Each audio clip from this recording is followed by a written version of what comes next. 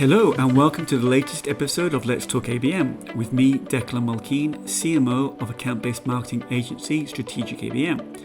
ABM is one of the hottest B2B strategies right now, helping companies to win, grow and retain their most important accounts. This podcast allows me to spend some time talking to account-based marketing leaders about their ABM programs and share their insights with other B2B marketers, wherever you are on your ABM journey.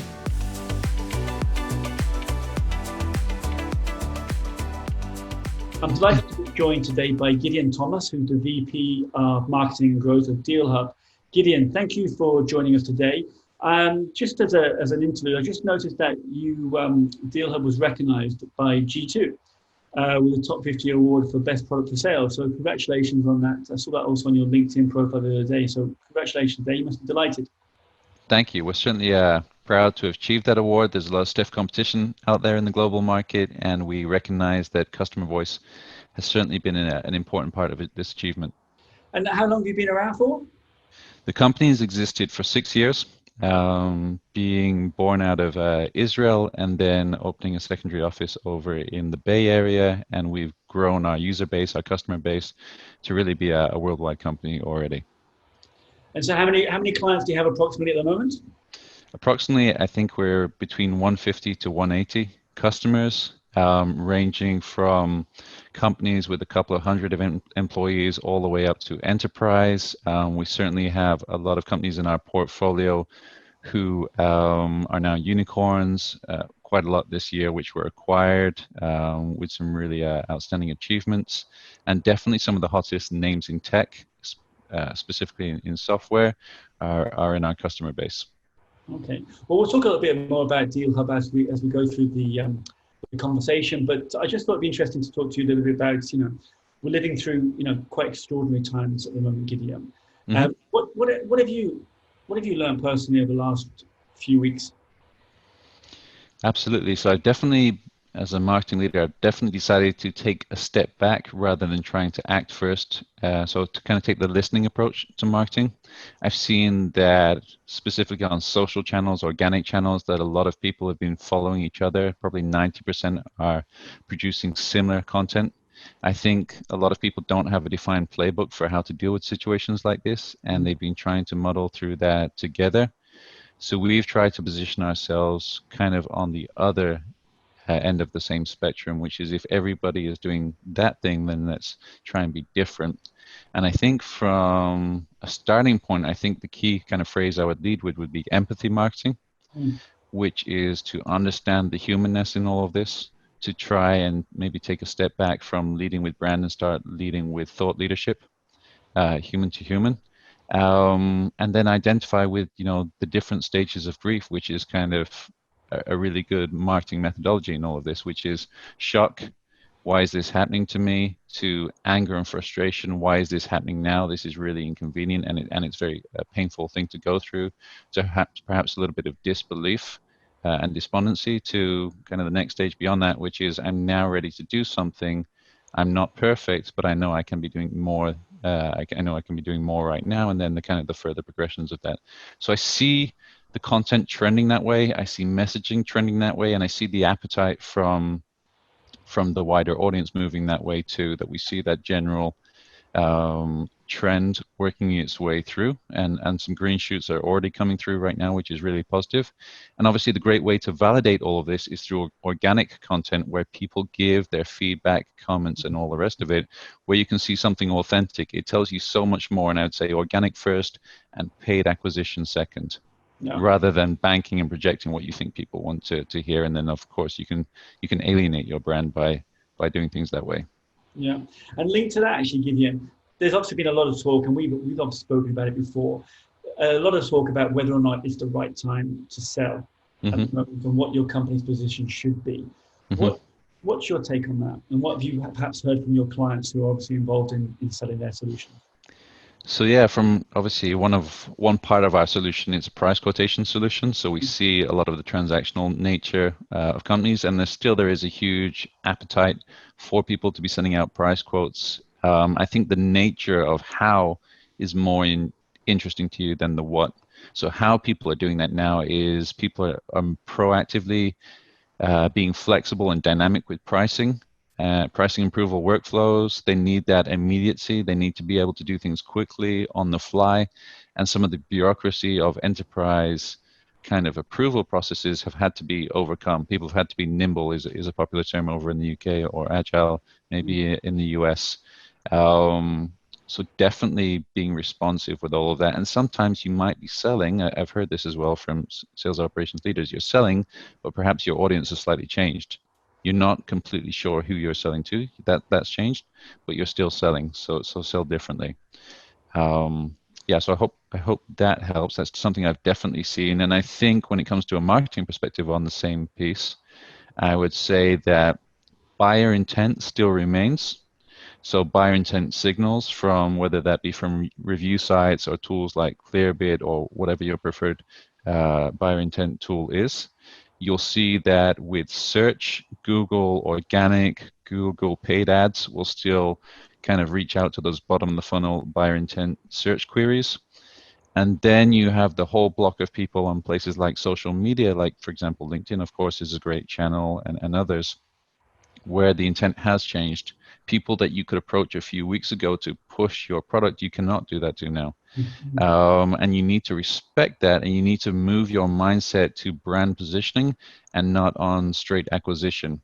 And as a consequence of not making that shift and adjustment, firstly, from an ROI point of view, you're going to burn through tons of budget because people are not ready to buy right now. And secondly, you don't have permission to do that.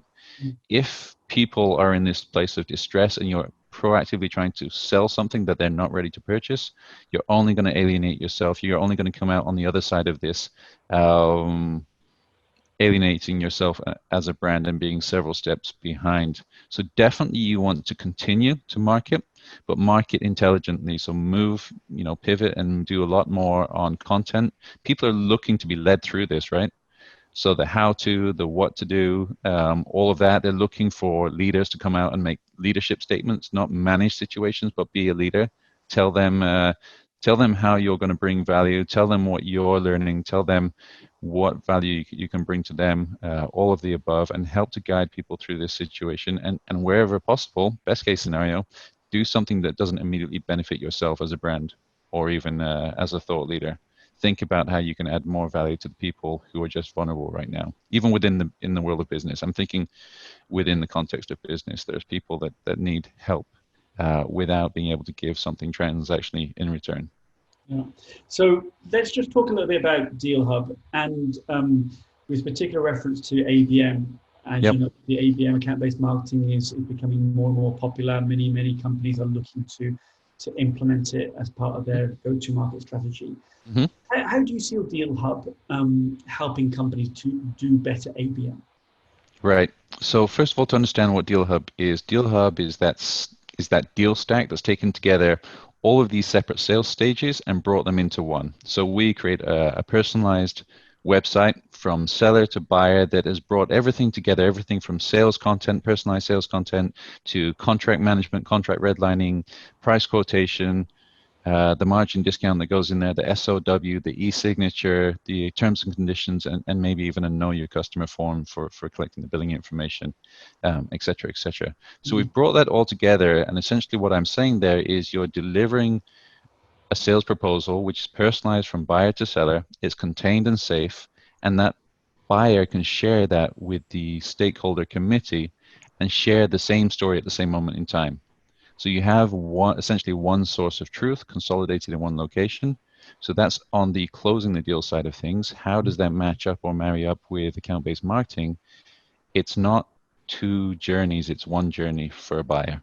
It's kind of from lead to close. It's one buyer journey, it's one customer experience, and what they're hoping for, let's put it from a buyer point of view, is they're hoping for that responsiveness, personalization, consistency, to be concise with the information, to be relevant with the information at every stage in the journey with your brand, from kind of lead to close. And if that experience transitions at the halfway mark from marketing to sales and changes into a whole different experience, of course, that's where you're going to have drop off and revenue leakage. So, the ultimate brand experience is the one that's consistent from one end to the other.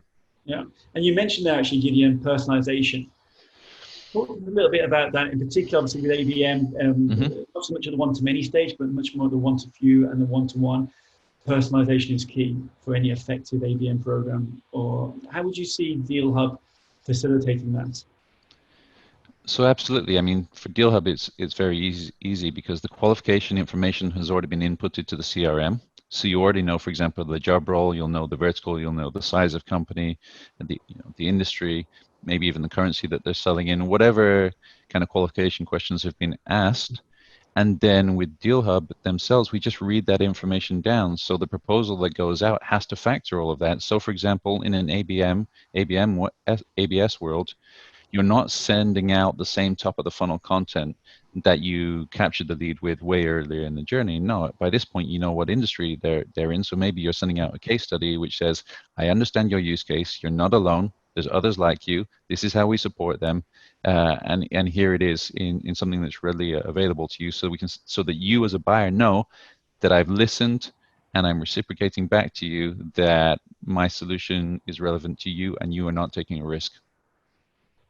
And with regards to Deal Hub and Deal Room, which is also one of your solutions there, Mhm. how do you see that as kind of enabling better sales? And particularly at the moment, obviously, sales teams, SDRs, account executives, everyone is now working remotely. Right. How do you see that facilitating and helping to do a better sales process and close? Yeah, I mean, by its very nature, so I love the term remote sales, first of all, because remote sales could be inside sales, but it also could be field sales where you've had the meeting in person, wherever it may be, in the bar, on the golf course, at the ball game, if you're in the States, and then you want to send the follow-up action. You're still going to send that probably digitally. There's going to be email going out, and you want to make that the most memorable and positive and timely experience possible, so that you can just reinforce your professionalism. People always say that we live in an experience economy. Since companies like Amazon have hyper personalized everything in B2C, in B2B we expect the same experience economy, even though it's B2B and not B2C. That's our expectation. So the deal room of making everything easier to digest in one location is just the most contextually relevant way to acknowledge that in B2B. And going back to that point about everyone now working remotely, how have you seen that impacting your clients? That's a broader question, and I would say that some companies are more ready for that. I live, for example, and work now in Israel, where working remotely is completely part of the DNA. So it was more like just a change of gears from one week to the other. Our leadership can function this way. The whole of our team can function this way at the drop of a hat. I know for other organizations, perhaps bigger organizations in further afield, that it was more of a change management process where maybe they didn't have the tools or systems in place. They weren't ready for that. It was more of a shock to the system. And there's a whole calibration phase, not a business as usual phase. For us, we're completely enabled to work as usual. I think the question that begs is, what will everybody take from this when the virus COVID-19 is over and things return to normal? I think from this point onwards, everybody needs to have this kind of workflow enabled so that we are ready for everything. We found personally that our productivity has increased by at least 30%. Open offices and all of that kind of stuff can be quite noisy. Time spent in traveling can be time without an ROI. There are a lot of immediate benefits, and obviously the reduction in overhead costs, with utilities and rental spaces and all of that are obviously reduced this way. So yeah, we always need to be ready to do this, and it definitely does. It is the right way to scale sales teams. So you can have your in-house inside sales team, and that's good for certain stages of business growth. But eventually, when you want to do bigger deals, you want to do them face to face, when you want to be selling across different global territories, it's not always efficient to open a physical office in every location. Sometimes you just need to get the best salesperson available to cover that region and to support them, to enable them, um, as a remote sales professional. Yeah, and going back to talking about marketing and DealHub, how do you see your marketing strategy how has it changed in light of the current circumstances? Right. So I touched on it before. So we reduced media spend. We pivoted less from acquisition and more onto content, thought leadership, brand positioning. And we've made the investment in perhaps different types of content than we historically have done before. We've gone deeper into video. We've seen massive and positive ROI from that. Mm. And we've also increased our creative process. So, Declan, you probably would have seen that in recent weeks, we've really doubled down on creating net new content for organic, for thought leadership, and we've committed to doing a net new piece every single day of the week. That is very time consuming, labor intensive, and something as a marketing leader you wouldn't naturally think of as a starting point, because you'd think, how do I scale that? But what we've seen as we've looked at the numbers is that organic content shared through thought leaders, through people, has up to an 800% uplift than content shared through brand. And of course, there is at times like this, you're looking for authenticity, you know, more than anything else. So if I'm able to share it as a person and you have questions, you're going to feel more comfortable that there's an address for that question than if it's coming through the company site. More so than that, you can also see what the other type of social permissions for other questions that have been asked. You know, posting the first question is always the hardest. Whoever comes second and third feels a lot more enabled by seeing the tone of the conversation. And sometimes that means I need to be a little bit more informal as a marketeer so that I'm more approachable in that context. So obviously, I see a lot of your content on LinkedIn, but are there other channels that you guys are finding or working well for you at the moment? Sure. So I touched on video. So of course, video has a play on LinkedIn, but likewise, it has a play on YouTube, which is an amazing channel, a relatively less competitive channel than kind of Google search. Essentially, when you make the investment in video, you probably can get return on it through LinkedIn organic, LinkedIn page, YouTube, Google search. You can embed it into your website. You can embed it into your content assets, your blog posts, whatever else, your resource library. So massive ROI for that initial investment. Other channels, I mean, I know what the trends are saying. So the trends are saying that Facebook, Twitter, Pinterest are all peaking right now massively in comparison. We haven't made a big pivot to those channels because I'm already starting to see that the green shoots are coming out and people are starting to return to normal. So I think once that happens, people will start go back to the channels which are familiar to them. So I don't see. I think there's unique times in life where you can actually gain ground in a channel maybe where you're a little bit further behind than the bigger players. For example, LinkedIn. And this was that moment. So rather than pivoting to something which was completely new and doing it from zero to 100 in 3 to 5 weeks, we decided to go deeper in what we know rather than trying to experiment. I didn't feel that this was the right time to experiment when there are constraints on budgets and everything else. Yeah, and you've mentioned a couple of times green shoots. Finally, kind of a last question for you. How Yep. do you see, we're now into almost April's almost over, entering May very shortly. How do you see now the rest of the year for DealHub? Well, the good news is in the last days and weeks, we've been closing really, really big, significant deals. So it's not just something that's theoretical. I'm seeing people and customers putting their money where their mouth is. And I think there's always a need for or capacity for need to have products as opposed to want to have products. And for example, one of our core products is our CPQ solution, pricing solution, and our contract management solution. Even if you're working with a reduced workforce, your need for accuracy on closing deals and contract management and your terms and conditions will not go away. People will not want to leak revenue throughout the rest of the year.